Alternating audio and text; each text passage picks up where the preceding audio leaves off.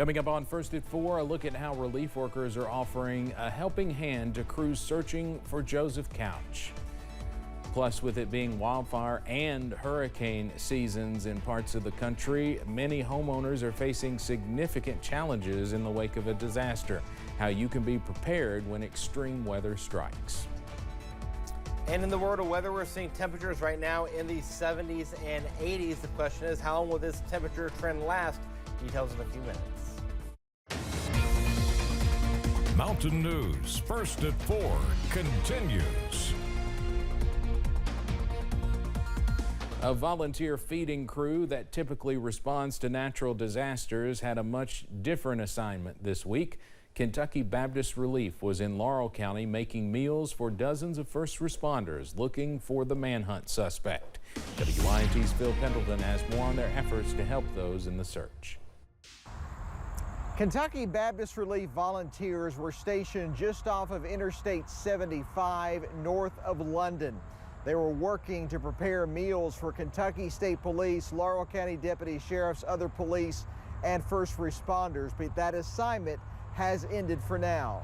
The call went out Sunday when local donations were overwhelming. Baptist Relief is used to preparing hundreds, if not thousands, of meals for people mostly in disaster zones. But this call was different. This was not the aftermath of a storm. It was reaction to the actions of one person accused in the shooting of 12 cars and hurting 5 people. Call out for volunteers was different as well. But it was a hand-selected team. This was not a general call out. It had to be people that were calm and under pressure and be very flexible, because we may serve 100 and at lunch we may have had 150.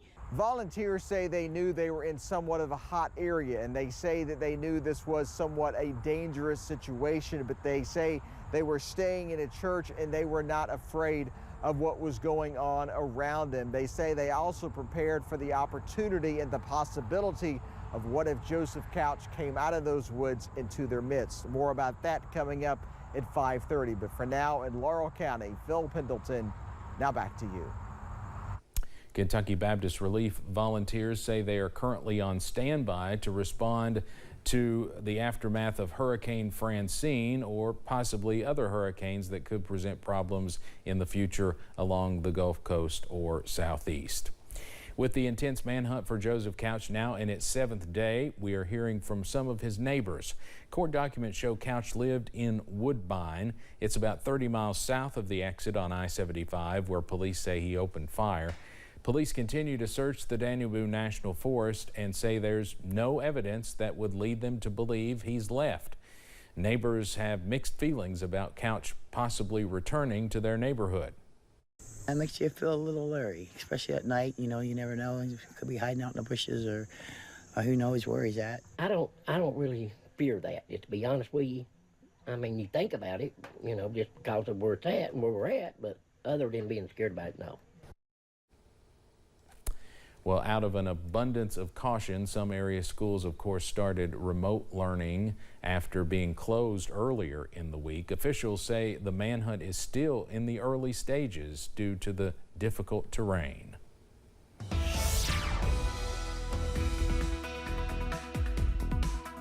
Well, we're seeing temperatures right now in the upper 70s and low 80s, making for a beautiful start to the weekend, despite a little bit of rain and cloud cover. Right now we're at 79 Hazard, 74 Jackson. Moorhead is at 72. And then you go from Jonesville to Monticello, where we're seeing temperatures in the low 80s, mid 80s towards Middlesboro, 86 in Ashland. If you have plans to grill out tonight, here's the grill cast. We'll see temperatures staying in the mid 70s till we get to about the 9 o'clock hour. We'll drop down to 71 degrees. There's that rain being picked up on live pinpoint Doppler radar. The rain chances will dwindle down as we go throughout the evening and overnight hours. And when you wake up in the morning, we'll see temperatures in the low to mid 60s. We'll stay partly cloudy across the area. Now the question is, with all the changes in the forecast past few days, how does this weekend look? I'll have that answer in the First Alert forecast coming up in a few minutes. Steve. Eric, thank you. The United States is in the midst of both hurricane and wildfire seasons, and right now there are probably a lot of homeowners crossing their fingers, hoping Mother Nature will spare them physically and financially too. Lee Waldman explains some things you can do to protect your assets.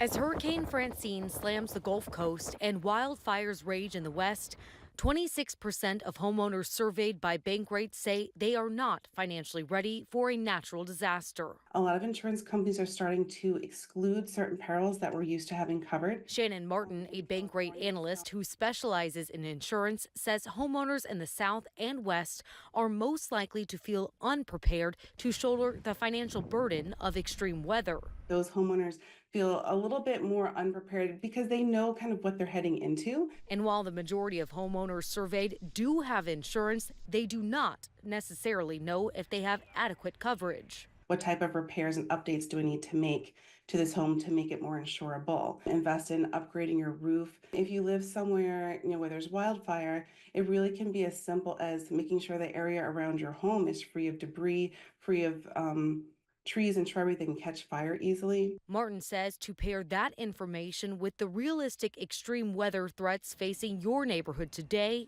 and in the future. I would suggest going online to an online tool like riskfactor.com or climatecheck.com. Put in either your current address or the address you're thinking of purchasing, and it'll forecast what the next 30 years of extreme weather events will look like in that area. In New York, I'm Lee Waldman reporting. Another startling stat from that survey, 15% of respondents told Bankrate they would have to go into debt to cover the deductible they would owe if their property ever did get hit with an extreme weather event. Back here in Kentucky, Breonna Taylor's mother, Tamika Palmer, is demanding police accountability and reform alongside members of the Black Congressional Caucus. Palmer was on Capitol Hill this morning alongside civil rights attorney Ben Crump and other families impacted by police violence. Breonna Taylor was shot and killed by Louisville police officers during a raid at her apartment in March of 2020. Palmer and members of the Congressional Black Caucus said new laws are needed to create police reform. Breonna was amazing, and the world is losing out on that. And the city of Louisville is walking around as if it's okay. And it's not okay. She simply wanted to be great. And she was well on her way. And she deserved to be here. A judge recently dismissed 2 felony charges for former officers involved in Breonna Taylor's death. We also heard from members of Tyree Nichols' family today. The federal trial surrounding his death is happening right now. The Delphi murders trial is moving forward after a judge blocked the defense's appeal that could have postponed it. Richard Allen is accused of murdering Abby Williams and Libby German. The special judge in his case denied his attorney's request to have the Indiana Court of Appeals reconsider 2 of her orders before the trial begins. The judge ruled to let the jury hear the 61 alleged confessions Allen made while being held in prison. She also blocked the defense from presenting their ritual sacrifice theory during trial. The defense will not be able to appeal her decision until after the trial is already underway, and the trial remains on schedule to begin in mid-October. Boar's Head says it will close the Virginia plant that produced deli meat products tied to a deadly listeria outbreak. The move is one of several changes Boar's Head made after what it called a dark moment in its history.